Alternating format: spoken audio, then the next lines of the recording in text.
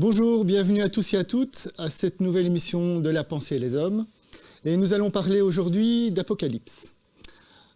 Cet Apocalypse en compagnie de deux personnalités, Paul-Louis Weinberg, philologue et archéologue, et Giuseppe Bolzano, philologue également et spécialiste des textes sémitiques anciens.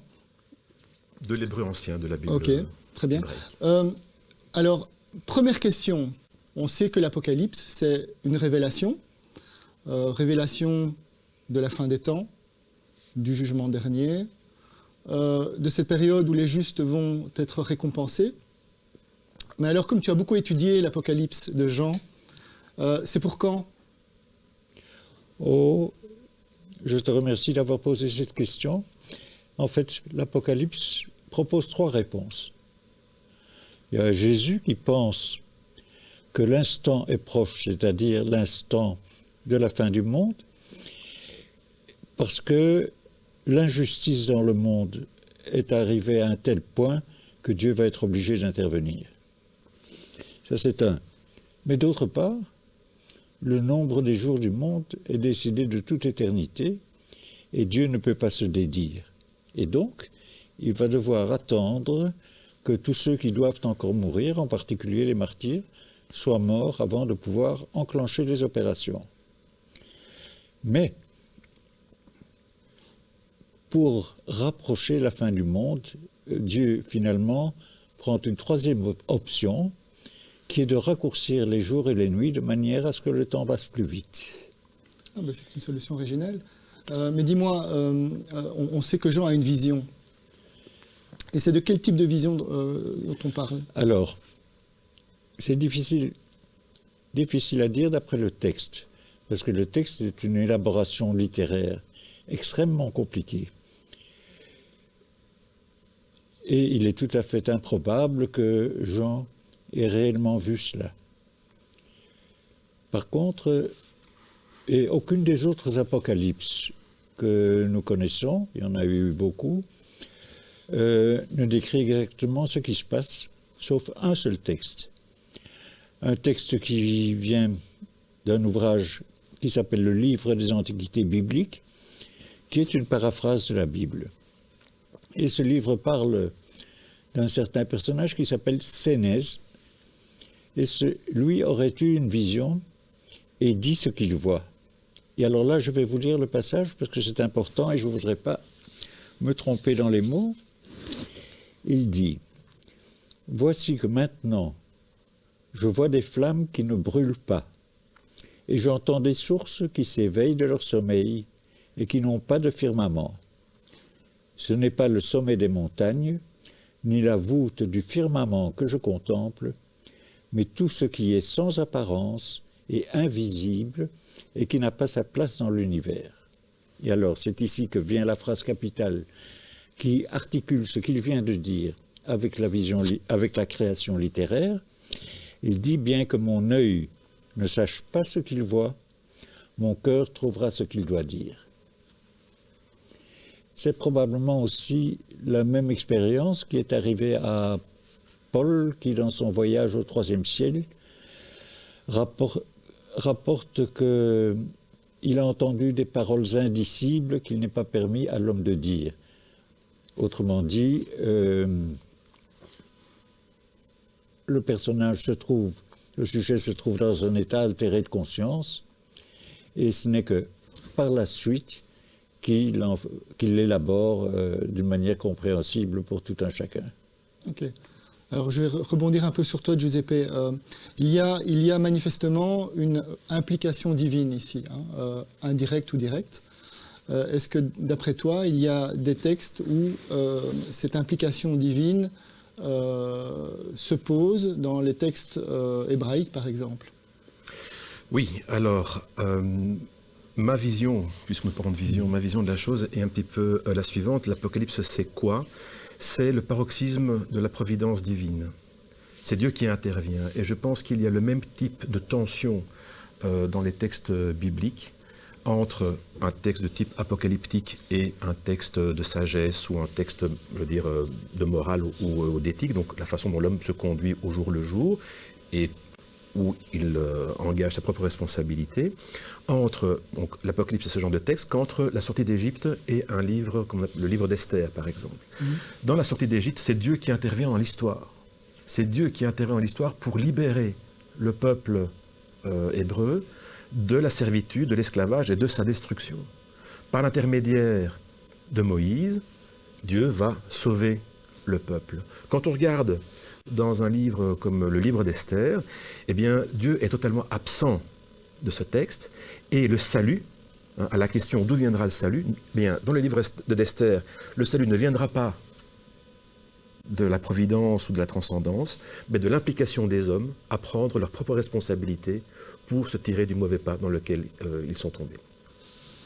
Donc, je pense que dans les textes bibliques, il y a une tension entre une providence divine à l'action qui intervient, comme par magie, on descend dans le monde terrestre et on sauve à travers un grand fracas, et puis l'action des hommes qui prennent leurs responsabilités et qui sont capables d'agir sur le politique. D'accord, et donc c'est assez différent, Paul-Louis, dans l'histoire de l'Apocalypse de Jean. Ici, on a un présent, le texte parle aussi du présent, mais on a tout un déroulement narratif, une chronologie, peut-être compliquée, très complexe, et une vision de l'histoire. Oui, l'Apocalypse nous révèle le plan de Dieu pour l'humanité. Il commence par la situation des communautés chrétiennes en Asie,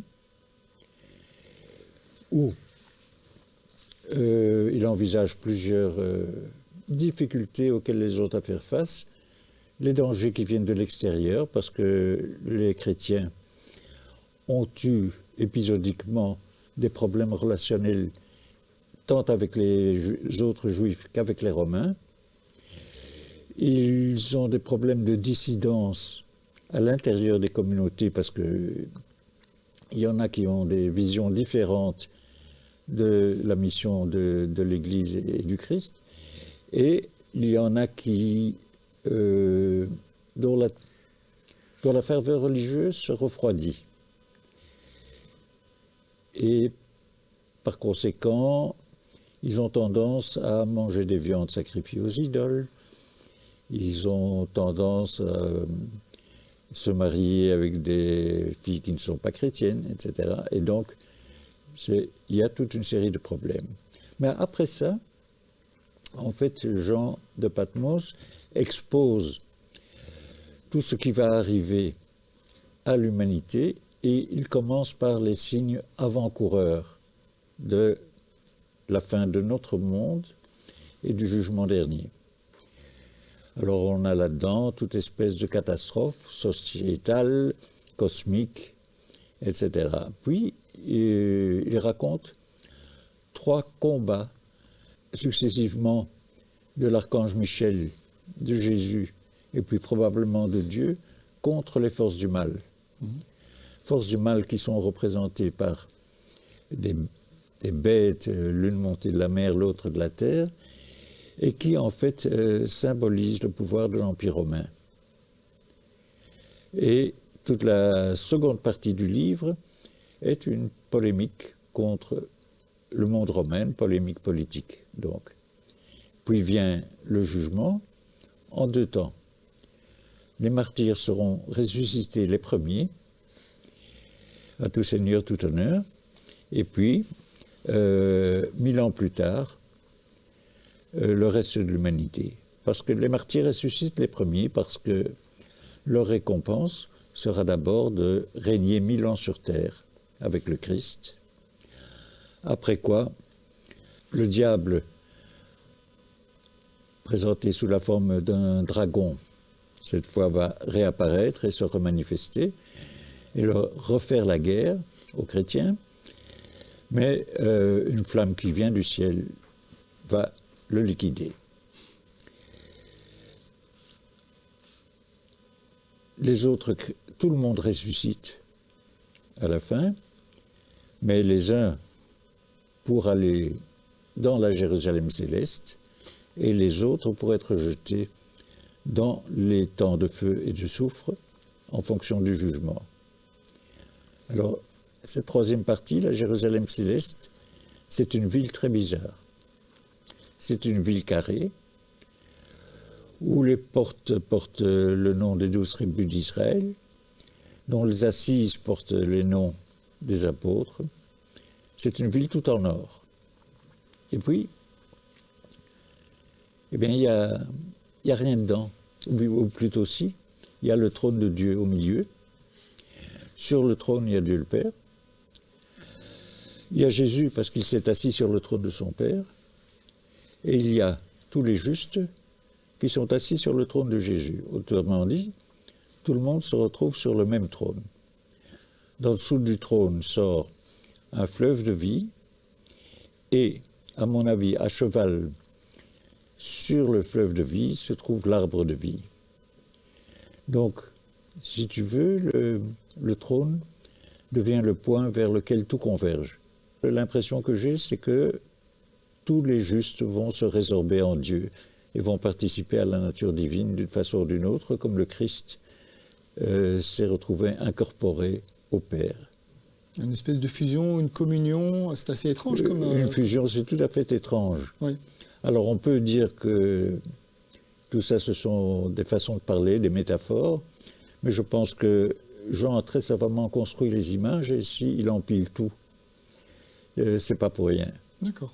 Alors Giuseppe, par rapport à ces différents aspects narratifs, donc dans l'Apocalypse, il y a un bestiaire assez incroyable, il y a une numérologie, j'allais dire, il y a des symboles, énormément de symboles.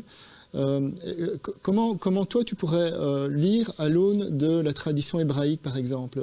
Comment est-ce que cette tradition va s'adresser à ce texte quand même très énigmatique, très étrange? Oui, alors pour ce qui me concerne, je me tiens aux apocalypses juives, et en particulier dans l'Ancien Testament, au livre de Daniel. Alors effectivement, il y a des bêtes qui apparaissent, et il y a une numérologie qui apparaît dans ce texte.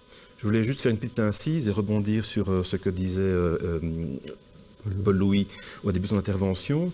Donc on mangeait toute une série de viande illicite. Daniel, dans le livre qui porte son nom, est sauvé de toutes les aventures et de toutes les tentatives d'assassinat qu'il subit parce qu'il respecte les lois de la cacheroute, parce qu'il mange cachère, parce qu'il respecte les lois alimentaires. Donc il y a derrière en fait tous ces textes l'idée qu'il faut, pour être sauvé, respecter l'ensemble des lois divines. Donc je reviens maintenant à ta question, Patrick. Les bêtes. Alors, ce qu'il faut savoir, c'est que le texte de Daniel est probablement écrit durant la période de la guerre des Maccabées. Donc, nous sommes entre 167 et 164 avant l'ère chrétienne. Mais évidemment, on ne va pas expliquer, ce ne sont pas des journalistes, on n'explique pas l'actualité.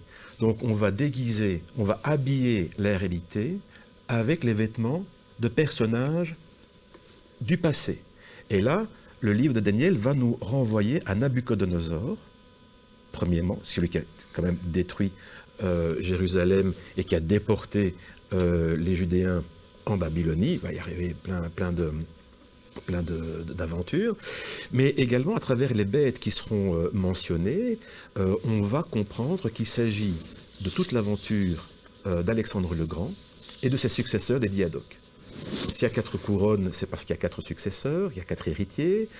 Donc en fait, on va habiller, sous une forme d'animal fantastique, des réalités politiques de l'époque qu'il est en train de vivre. Donc on ne raconte pas les choses de manière directe, mais on va utiliser les intermédiaires symboliques pour expliquer ce qu'on veut dire. À savoir que les méchants, ceux qui ont envahi, ceux qui ont profané le temple, ceux qui empêchent de respecter les lois, vont être abattus, vont être renvoyés, et on pourra revenir à une époque où on pourra respecter, je dirais, les commandements et les lois divines. Quant à la numérologie, qui est assez complexe, et je renvoie pour ça à certains articles que le regretté professeur Jacques Chopineau a écrit en son temps et qui explique très bien la valeur et le montage de ces chiffres symboliques, sont là pour dire quoi? Pour dire que nous sommes dans une attente de cet instant où la restauration sera possible, Alors évidemment, ils ne savent pas quand ce sera possible. Donc on va déguiser ça dans des chiffres improbables, et c'est en quelque sorte pour patienter. Parce que si on dit, tiens, ça va arriver demain à 17h, eh bien demain à 17h, on va attendre la fin du monde. Mais évidemment, elle n'arrive pas. Alors on perd tout son crédit. Donc il faut un petit peu maintenir le suspense. Il suffira de changer le temps, comme disait Paul Louis. Ben là, on demandera au grand horloger de pouvoir intervenir. Et donc, Paul Louis, par rapport à l'Apocalypse de Jean, on en revient un peu à cette numérologie, ce bestiaire. Je crois que tu as des choses intéressantes à dire sur l'époque, en fait. Ce texte a beaucoup à dire sur le contexte politique, économique. Oui, on attend la destruction de l'Empire romain. Alors, il y a 2 chapitres qui parlent de cette destruction. L'un, c'est le jugement de la grande prostituée. Une femme habillée de pourpre, chamarrée d'or, qui monte un dragon. Et en fait, on apprend que cette femme représente la ville de Rome et qu'elle est assise sur cette colline et que jusqu'au temps de Jean, il y a déjà eu 7 rois qui se sont succédés, c'est-à-dire 7 empereurs. Et puis, comment dirais-je, cette femme va être jugée et son jugement sera sans appel. Jean nous raconte cela, et puis tout de suite après, il passe à la destruction de Rome du point de vue économique, parce que et les marchands, et les pilotes de navires, et tous les commerçants en tout genre vont se lamenter, parce que tout ça sera fini, parce que l'Empire va tomber, et ce sera trop tard. Donc c'est vraiment un pamphlet politique, en fait, aussi, en même temps. En fait, et l'Empire romain en est venu à représenter les forces du mal à partir du jour où l'empereur a voulu que les chrétiens lui sacrifient, c'est-à-dire l'empereur divinisé demande que les chrétiens lui sacrifient, et Caligula, par exemple, a voulu mettre sa statue dans le temple, ce qui a été très peu apprécié, non seulement parce que pour les Judéens, il n'y a qu'un seul Dieu, mais aussi parce qu'il y a un interdit sur la représentation. Et donc c'était doublement inacceptable. Et finalement, et ça c'est un peu mystérieusement, on ne sait pas très bien comment, mais les derniers empereurs finiront par prendre Rome en haine et la détruire. Alors Giuseppe, par rapport justement à cette vision eschatologique chrétienne, comment on peut l'aborder, le judaïsme, puisque je pense qu'il n'y a pas une vision messianique, évidemment, ou peut-être pas, je ne sais pas. Je ne sais pas si c'est si évident que ça. Comment on peut envisager un croyant, un juif, cette vision eschatologique? Comment l'envisager? Alors, tout dépend de ce qu'on entend par Messie, évidemment. Oui. Si on entend le Messie, le Christ roi, non, puisque le judaïsme ne reconnaît pas Jésus, le Christ, comme étant le Messie. Cependant, l'idée messianique est bien une idée juive qui est bien présente dans l'ensemble des textes de l'Ancien Testament. Qu'est-ce qu'un Messie? Le terme hébreu, d'où dérive le mot français Messie, Mashiach, c'est celui qui a reçu l'onction. C'est-à-dire, on prend de l'huile, d'olive, première pression à froid, et on la verse sur la tête d'un choisi, d'un élu, quelqu'un qui a montré des dispositions pour quoi? Pour devenir roi. En fait, l'onction, le fait de verser de l'huile, et donc d'obtenir un Mashiach, un Messie, c'est le rituel d'intronisation du roi. Donc le Messie, c'est le Messie roi, bien évidemment, celui qui va conduire le peuple d'Israël et va lui donner son autonomie, son indépendance, et faire en sorte qu'on va pouvoir vivre, tout le monde, tout le peuple, dans les lois et les commandements divins. Donc David est un Messie? Oui, bien évidemment. Alors, ce qu'il faut aussi savoir, que nos téléspectateurs doivent savoir, c'est que les non pas l'apocalypse, parce qu'il n'y a pas une apocalypse, mais l'apocalypse est un genre littéraire, donc il y a plusieurs textes qu'on peut qualifier d'apocalyptiques, eh bien ce genre littéraire de l'apocalypse va émerger entre le moins 2e siècle et le plus 2e siècle. Donc c'est l'époque hellénistico-romaine, à un moment, avec l'expérience de l'hellénisme, de l'hellénisme forcé avancé qui se déroule dans l'ensemble de la Méditerranée, en particulier en Judée. C'est la réaction des Judéens contre l'hellénisme, c'est la réaction des Judéens contre la présence d'Antiochus IV, Épiphane, qui va, déconsacrer le temple, va le profaner. Et donc en fait, les Judéens perdent leur autonomie politique, mais religieuse également. Et on va constater ça tout au long des 4 siècles de l'époque hellénistique romaine et après également. Et donc on va écrire des textes apocalyptiques qui vont rêver, qui vont imaginer le retour d'un homme, et pour les textes juifs c'est un homme, qui va devenir roi et qui va redonner la splendeur passée au royaume d'Israël, au royaume de Juda. Alors évidemment, avec le christianisme qui arrive, on passe sur quelque chose d'autre. Et là, Paul lui a très bien expliqué de quoi il s'agit. Mais les Judéens et les Juifs, eux, ne vont pas suivre cette littérature-là. Donc tout l'aspect, je dirais, pratiquement surnaturel de cette providence divine qui intervient dans l'histoire, eux ne vont pas adhérer. Et si on regarde les textes juifs qui vont fonder le judaïsme rabbinique, eh bien, ce genre d'éléments sont pratiquement absents. Donc c'est vraiment une veine qu'ils ne vont absolument pas exploiter, parce que, se retenant juif et étant fidèle à un certain type d'écriture, un certain déroulement de l'écriture et de la révélation, ils ne vont pas suivre la nouvelle démarche qui est engendrée par Jésus, non pas vraiment par Jésus, mais par l'ensemble des héritiers de ce personnage historique et narratif qu'est Jésus le Christ.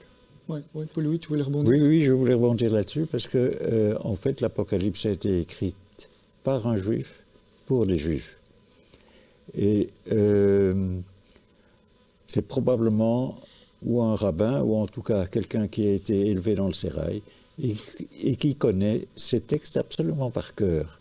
Parce que dans l'Apocalypse, c'est un tout petit livre qui fait à peu près 25 pages dans nos traductions, et qui contient plus de 500 allusions à l'Ancien Testament, sous forme de 2-3 mots repris, parfois d'un verset entier, parfois sous forme de paraphrase. Et il est tout à fait impossible de nouer tout cela dans un texte si on ne connaît pas ces textes absolument par cœur.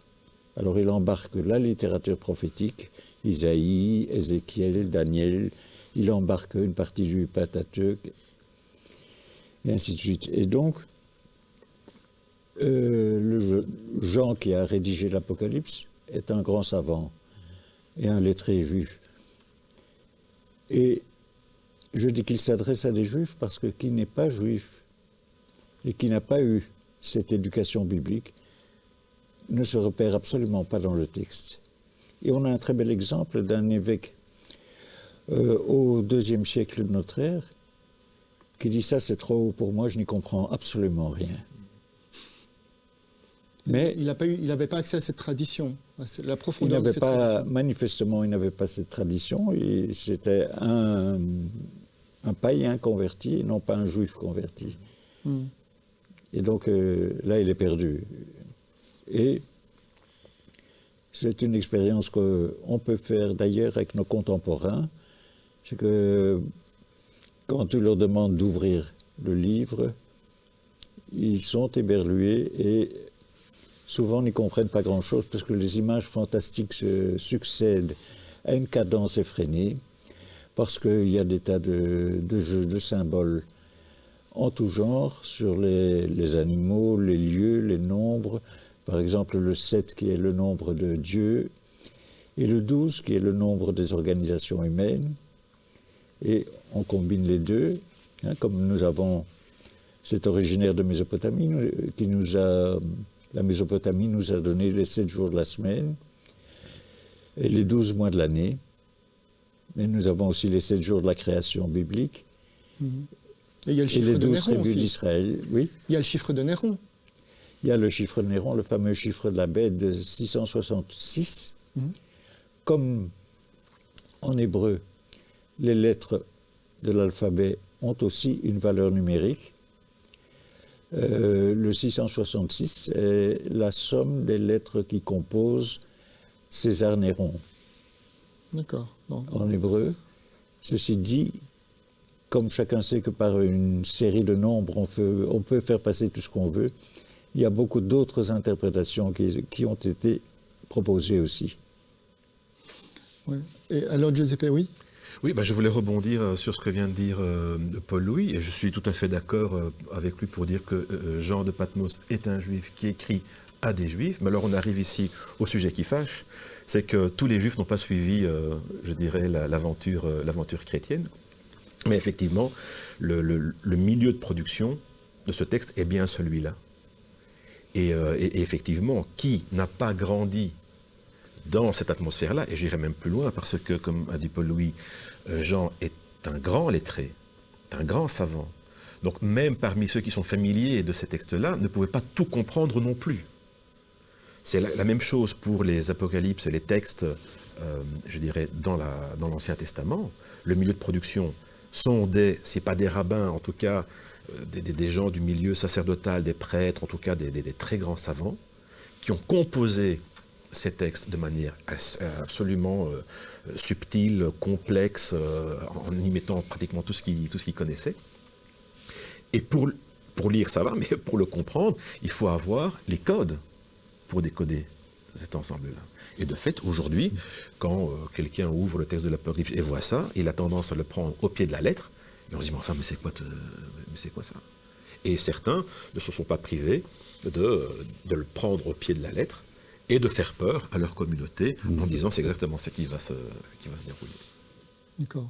Et donc, ce qui me fascine, c'est cette ambivalence, cette ambiguïté où finalement, par exemple, Jean est en train de développer un narratif où, tu disais genre littéraire, mais en même temps, c'est la vision. C'est une vision qui montre Dieu. Enfin, il s'exprime, non pas en tant que lui, mais c'est Dieu, Jésus, qui s'exprime par sa bouche. Donc, il y a quelque chose où c'est très ambigu, parce que c'est construit, c'est historique, comme vous l'avez montré. Il y a vraiment une empreinte forte, politique, économique, sociale. Et en même temps, on nous dit, ah mais c'est Dieu qui parle, ou c'est Jésus. Oui, mais les croyants expliqueront que Dieu a bien dû traduire tout cela dans un langage compréhensible aux hommes. Et donc, d'où l'élaboration littéraire de tous ces textes. Mais ce qui est particulier à la révélation aussi, et à celle de Jean, c'est cette espèce de message à double voix qu'on y entend. Qu'est-ce que je veux dire? Que, en fait, le prophète dit: j'ai entendu derrière moi une voix comme de trompette qui me disait: écris ce que tu vois.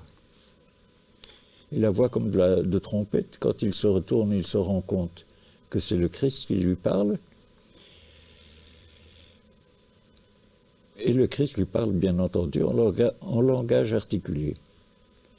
Mais chaque fois que dans le livre, le Christ intervient, soit pour relayer la parole de Dieu, soit en son nom propre, si on veut, eh bien, il y a toujours une espèce de bruit de fond qui couvre la voix. On dit que sa voix est comme celle d'une grande foule, on dit que sa voix est comme celle des grandes eaux, on dit parfois dans la Bible que la voix de Dieu est comme le tonnerre, ou qu'elle est comme le bruit du battement des ailes des chérubins. Et en fait, on se rend compte, quand on fouille un peu cette littérature, qu'il n'y a que le prophète qui entend ce que Dieu dit, et le reste du peuple n'entend que le bruit, le tonnerre, les battements d'ailes, etc. Et il y a un passage très révélateur pour ça dans les évangiles, où Jésus dit à son père, « Père, glorifie ton nom ». Le père répond, « Je l'ai déjà fait ». Et on nous dit, les assistants croyaient que c'était le tonnerre. Donc ils n'ont pas entendu ce qui était dit. Bah, écoute, c'est sur cette tonnerre qu'on va devoir terminer cette émission. Un grand merci à vous deux. On a certainement énormément de choses encore à dire, mais voilà, le temps est parti. Un grand merci en tout cas, un grand merci. Avec plaisir. Merci à toi. Merci à Paul-Louis. Alors, à très bientôt, ou peut-être adieu.